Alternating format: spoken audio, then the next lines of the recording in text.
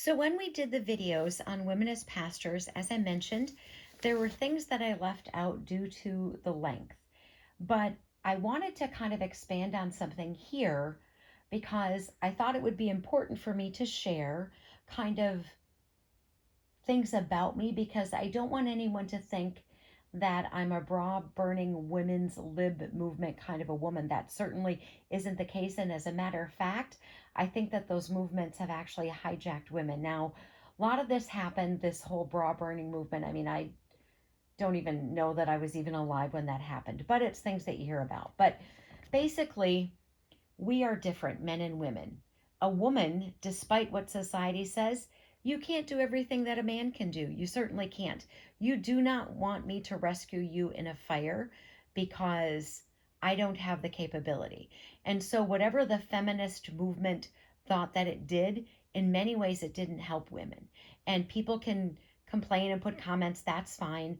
That culture of my body, my choice, that is a lie because it has created an era where we have murdered thousands of babies.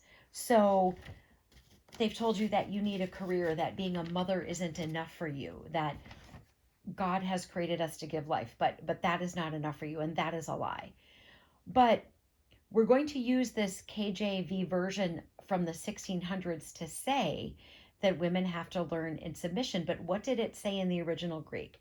So what you're looking at here is, as I show oftentimes, my concordance, and as you can see, there's submit, submitted, submitting. So that passage in First Timothy where it says in 1:11, let a woman learn in silence with all submission, submission isn't even in the original text.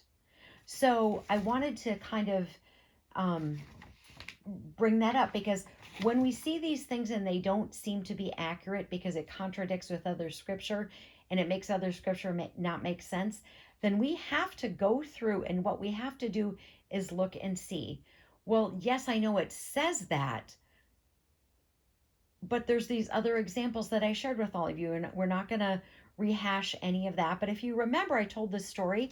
I was at this home Bible study, and the leader, a man, he had used, I think, a passage in John. And then I used a New Testament verse to refute what he said. And he said I couldn't use a New Testament verse. And I said, well, you did. And so he has rules for himself that don't apply to others in the group. And what he didn't really like was that I challenged him. But I am not going to surrender to a man who cannot make an argument out of the scriptures and has rules for himself that don't apply to the rest of the group. So he didn't like that. So when it talks about us having a spiritual lead as our husband, I believe that. I really do. And just so you know, that every church that I've been in has been led by a male pastor. The church I go to now has a pastor. I go to a home church and it's led by a man. So I have no issues surrendering to what men say. But if it's inaccurate, we get cases like Warren Jeffs, we get Jim Jones, where men are even thinking that this man has the ability to command whatever, and therefore we all must obey. It isn't about that. If you're not going to be accurate, then that's not somebody that I can listen to. And men, why would you want your wife to listen to somebody who isn't biblically accurate? So when we have a translation that says submission, that's the KJV from the 1600s. But what did it say in the Greek? And that term isn't even in there. So it's these kinds of things. You know, scripture has to make sense. And if there's any sort of contradiction, then it is our job to figure out, what is it about my thinking? Do I have wrong theology? What is it? So that's what I wanted to share in our time together today. Armor up, we ride at dawn. May God bless you as always. Have a great day.